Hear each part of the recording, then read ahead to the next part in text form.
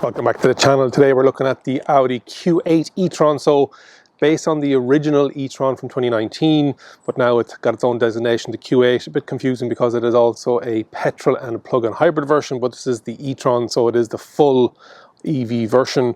Stylistically very similar. You'd really want to spot the differences. It has a different front bumper and grille action going on. This one has the blacked out version, so really nice. A lot of people are very impressed by it. It's got that new 2D Audi logo. It's got the e-tron along just underneath the license plate holder, and then some air slots for the battery cooling. It's got your nice LED lights. It's got some active air slots on this, some air slots on the side for air cushioning. And then you've got some new wheels. These are 21 inches. You've got the body colored wheel arches. You've got your charging ports on both sides, and this one has been upgraded with the 22 kilowatt AC. Standard it's 11 kilowatt, and DC it's around 150 kilowatts, so 10 to 80% in around 30 minutes. On AC 7 kilowatt wall box here in the UK and Ireland, it'll take 17 hours to fill because it's 114 kilowatt hour with 106 of that usable. On the other side there is also another charging port for just AC, large gloss black with your indicator built in, retractable, body colored A pillar, B pillars in this gloss black, and it has this Audi etching with the designation and the model number. You've got your matte black roof rails, 75 kg compatibility. It doesn't have a panel sunroof in this version, and then it has coming all the way back, so very much gloss black. And the color, Plasma Electro Blue, I think is the color for this one. This one's going to keep opening and closing because the key's inside in it. Some nice creases on the side, and you have a gloss black insert before a body colored bit at the bottom. Long car, 4.9 meters long with a 2.9 meter wheelbase. But yeah, that is the front and side of the Audi Q8 e-tron. Let's have a look around the back and the boot. So the model we are testing today is the Q8 e-tron 55 with the S-Line package on it. It's got that body colored shark fin aerial, that high level brake lamp, very good rear view mirror window, a window wiper, side to side tail light, again with that 2D kind of a white, yeah, it is white and black Audi 4 rings. You've got your S-Line designation Q8. Doesn't have the 50 or 55, so the difference between the 50 and the 55 is battery size and power, the electric motor. It is a quattro, some gloss black in underneath them with the e-tron designation. Also doesn't have kick to open. It is power tail lift, thankfully.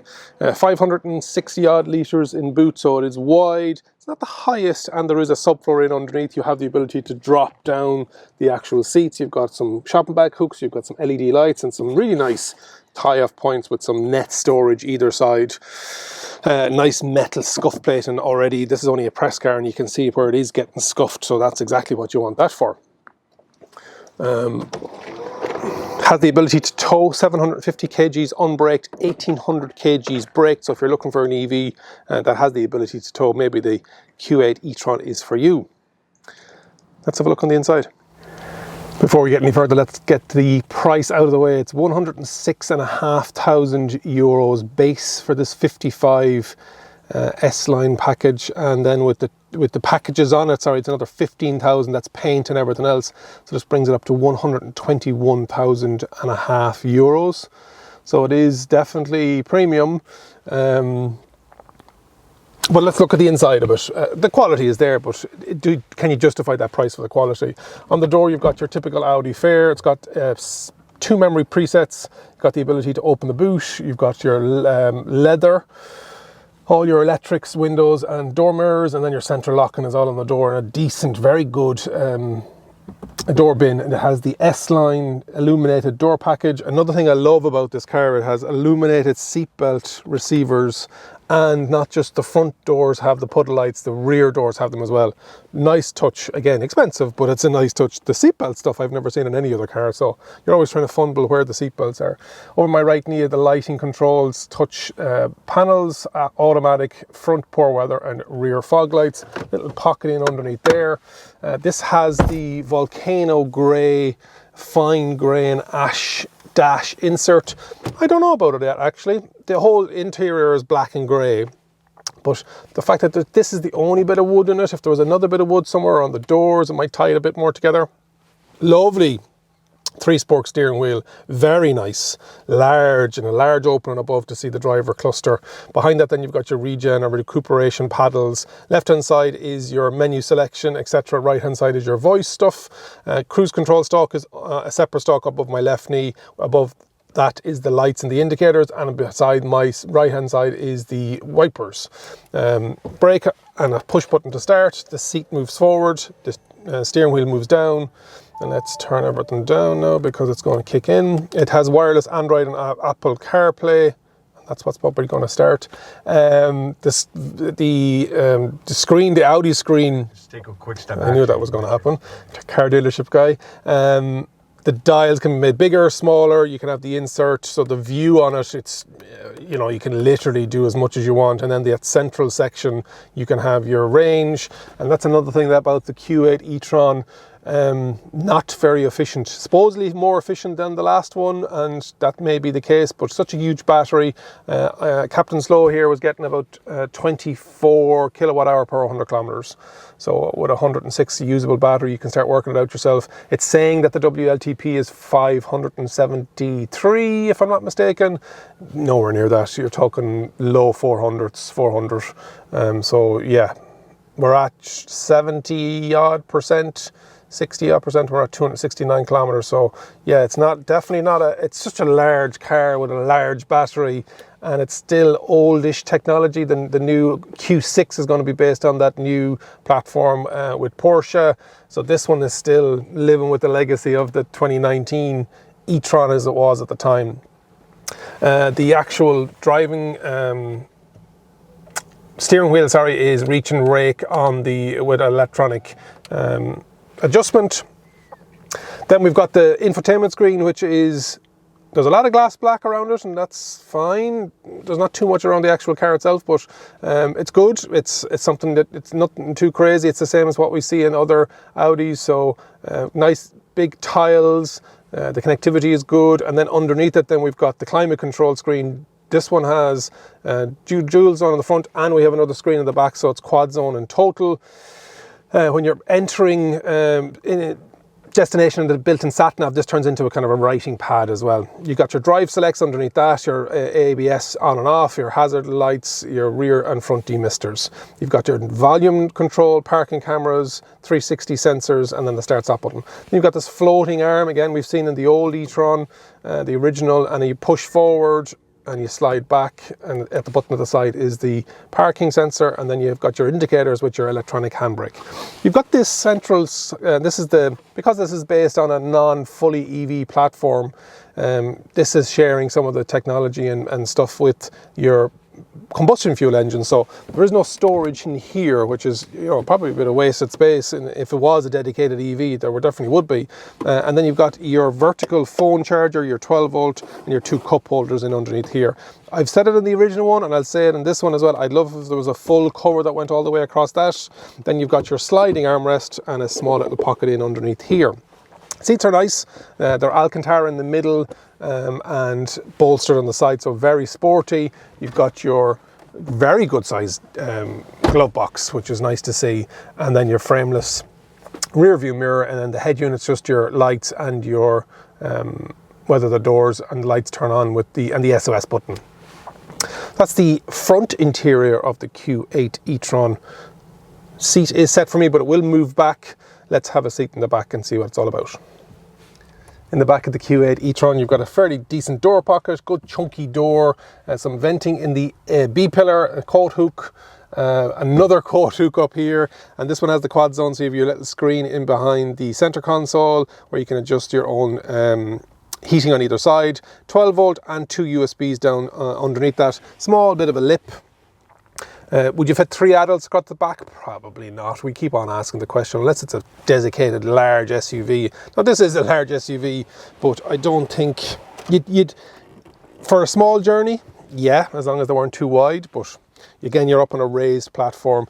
Even in the center head seat, with that slope of a roofline and that light unit over me, I've got maybe 2 or 3 centimeters And then back, now remember the seat is back for me. I'm 188 centimeters, 6'2", so that's doing fairly well, and my feet can go in underneath it as well. I've got a lot more there, maybe 6 or 7 centimeters of headroom. 2 Isofix in the rear. You've got your center console, and then, how do we open this fella? Oh yeah, push it down. You've got your dual cup holders, and then another little secret section there. 3 headrests. Yeah, there's a nice, it's not too high up. It is staggered slightly higher than the front seats. But yeah, you'd be okay in the back of the Q8 e-tron. What's it like driving the Audi Q8 e-tron? Yeah, it's beautiful. It's got that adaptive air suspension. It's quattro, so it's absolutely welded to the ground. And yeah, it's not as wafty and as luxurious in my opinion as the Mercedes-Benz EQE SUV, and I have a review on the channel, so I'll stick it up on the screen and in the description. But also, if you want to take this Q8 for a test drive, head over to nevo.ie, and it'll allow you to see all the different SUVs in the marketplace, but also book your test drives at your local dealer. So nevo.ie is Ireland's only dedicated electric vehicle platform. You can feel the heft, you can feel the weight, but it is nicely set up. The Q8 e-tron is a beautiful premium luxury SUV. The only downside is its efficiency. Otherwise, everything else, fit, finish, comfort, the whole lot is top of the notch. But you have stuff nipping at its heels now. You have the likes of the EQE SUV, you have the likes of the BMW iX, and this is 121,500 euros, so it's not cheap by any means. And then you've got other competition luxury electric SUVs from China. Somebody said to me that they really like the Xpeng G9, the Li Auto, which is coming to the channel soon. So there's lots of options out there, whereas originally the 3 German manufacturers kind of had it to themselves. The power in the Audi Q8 e-tron, it is 300 kilowatts of power across both axles, giving you 408 horsepower, 660 newton meters of torque. So it can shift if you wanted to shift. You're going to see that efficiency go through the roof is the only problem, but that's the same for every electric vehicle. That's not fair to say. It's just the Q8 e-tron. And so yeah, it definitely has that. And there's a couple of different variations of this as well. So you have the Q8, you have the SQ8, you have the Sportback. So there's lots of different options. It wouldn't be a legacy German automaker if it didn't have a list of options that you could choose from. Visibility, good at the front obviously, good at the side with those large wing mirrors, which is great to see. Very little blind spot. Speaking of blind spot, this car does not have blind spot. For 121,500 euros, it does not have blind spot warning. So you better make sure that you're doing everything you should and not be reliant on the creature comforts like other manufacturers and other electric vehicles. But yeah, good side wing mirrors, the rear visibility is good as well, so all around it's good. Seats are nice and comfortable. They're not labelled S-line seats, but they've got the bolsters in it, and it's got the thigh support. They're fully adjustable. They have the lumbar support, so yeah, you're not going to get uncomfortable driving the Q8 e-tron. How powerful is it? It is 0 to 100 in 5.6 seconds in the 55, and if you got for the 50, it's 0 to 100 in just around 6 seconds, so there's not much in it. Great that the ability has the tow as well. I don't know what that would do to the efficiency and the range, but if you did need to tow something up to 1800 kgs, it has that capability. I'd love a pano sunroof, and it can be spec'd in it, but just not on this press car. It's fairly dark in here as well, but yeah, it's a nice little cocoon. It's got the insulated glass, so it is very quiet, very smooth. Acceleration is nicely, as always. Yeah, it's probably on the sportier side, but maybe what they've said with this new e-tron, Q8 e-tron, is that they've fine-tuned the steering, they've fine-tuned the suspension, they've fine-tuned the power and the efficiency. They've said they've worked on everything. My memory is not that good, so I can't remember what it was like to drive the old one, but there's a lot of them. I know Kevin and Sean, friends of mine, have all bought them second-hand, so they might jump into the comments and let you know. But there's lots of other e-tron drivers out there as to what they liked and what they didn't like about that electric SUV. And one thing I did say was I thought that the DC fast charging was around 144. I think that might be the smaller 50, smaller in battery and smaller in electric motor power. But it is actually 177 kilowatt on DC, but it averages 144 across the full charge cycle. So if you brought this to a 50 kilowatt DC fast charger, which is probably the majority of fast chargers in Ireland at the moment, from 10 to 80% it would take 91 minutes. Now if you find a fast enough fast charger, it will do it in around 30 minutes. So that is the Audi Q8 e-tron. Hopefully you've enjoyed that review, and let me know in the comments if you're thinking about this, or are you thinking about the BMW, or are you thinking about the Mercedes-Benz. They've all been reviewed on the channel now at this stage. So this was the last car available in the Irish market that I hadn't tested, just that Q8, the new one.